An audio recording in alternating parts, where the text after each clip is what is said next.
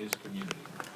William's story shows that with adequate treatment, safe housing, access to information, and consistent case management services, recovery is possible. First and foremost, I want to say that it's an extreme privilege to be here. Note for you guys, this is probably just everyday business. This is one of the milestones in my recovery process.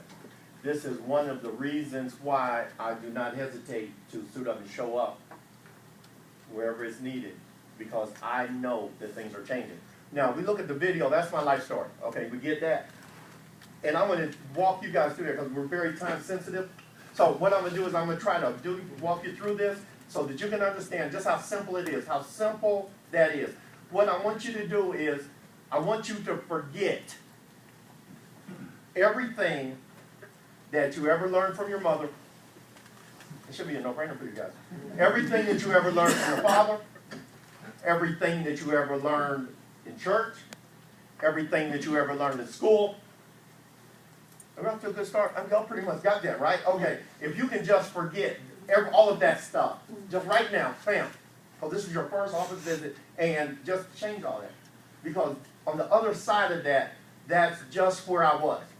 I didn't have the benefit of all of that. And so some of my very early media exposure, and media is a powerful thing. That's a powerful thing, and a lot of people say, well, that video will put me to sleep. Well, I remember my first media exposure that had a very strong impact on me was I saw James Cagney standing on top of the petroleum tower. Look, Ma, top of the world. I'm a little dude. I saw that, and I said, that's who I want to be. A lot of the math I missed. But I said, that's who I want to be. And I did my best to become that. Because the only people that were nice to me were people who were not really nice people. But they were my heroes.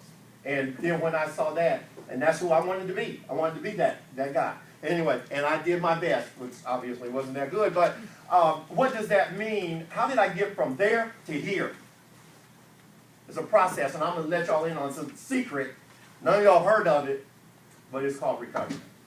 Amen. Check this out. And the only difference between that recovery and the recovery that is the hope that we're here in this room talking about today is that God was my case manager. Okay, and he lives in infinitum, and his time thing is a whole lot different. So it took me 40 years and a lot of abrasions, a lot of consequences, and that video was done when I did it was put together for a presentation we did at the CIT conference in Las Vegas, and the dollar amount on that was $3 million. Was my history unchecked. That's what it cost taxpayers. That's what it cost the system. $3 million. Because I was challenged. And I remember people talking about, oh, well, he probably really doesn't have that issue. He probably just has some other issue. But I remember hearing people talking about voices in their head, but I had personalities inside my head. I had whole personalities because I didn't grow up with brothers and sisters and brothers and mothers and all that kind of stuff. I grew up with personalities inside my head that made me feel better.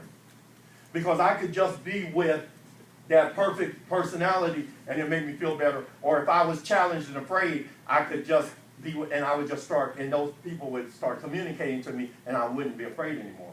And as I started to evolve, those personalities and that communication became scarier for you and more consequences for me. But anyway, how does that translate into what we're doing here today? It was the collaboration. As you noticed at the end of that, they said case management from Union Mission, NA, AA, my church, and a lot of other agencies kind of got me into a corner. And that corner wasn't that scary corner I'd always been in. It was a different corner. It was a corner that was my circle of support, maybe like a trapezoid of support. But it was a corner that had a lot of people with a lot of options. And I remember being really, I started going to substance abuse treatment, and I kept going. And they said, well, you graduated, you can leave. And I said, I don't want to leave. And they let me go to aftercare for a year. And then after that, they said, okay, you graduated, you can leave. And I said, I don't want to leave. And they said, well, if you're going to keep coming because it's going to be a kind of conflict with the billing thing, you're going to have to pay. And I said, well, that's fine. Because I checked it against the price of buying dope my whole life. I said, well, $10 a visit, sure. And I kept paying. And a lot of people told me, man, you're crazy for doing that. I told myself, you gotta be crazy doing that. But I didn't know anything else to do. But it was while I was in that class that they came to me and said, have you ever heard of NAMI? No, I haven't heard of NAMI. And I got into the peer-to-peer thing. And I started to hear, because I had been in NA and AA, and I had heard that graphic examples, and that's what I needed at first. I needed some graphic examples because I was graphic. And then when I went to NAMI and I started to get some clinical coordination between, I said, that's me. And then that started to come together for me. And then I said, I want to tell other people about that, and I became a peer-to-peer mentor and blah, blah, blah, blah. But anyway, that collaboration, that circle of support.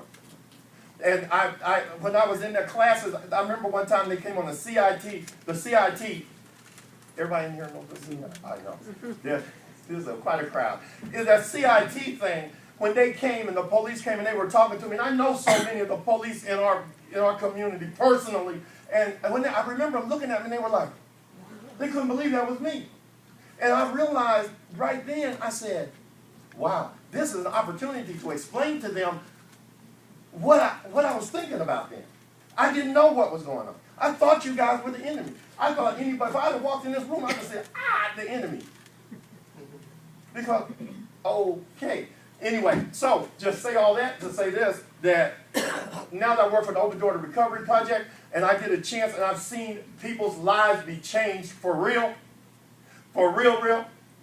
because of this collaboration, because of all of us coming to the table together. The Certified Peer Specialist Project is something that has changed my life. The very ideas and thoughts and stuff that you guys come up with in this room, the Dbhdd housing voucher thing, I've seen that change lives. I've seen people's lives change. I know it can really work. And this today is part of my recovery process as well. Amen? I mean, is that, Amen. Okay, there we go. Thank you. There we go.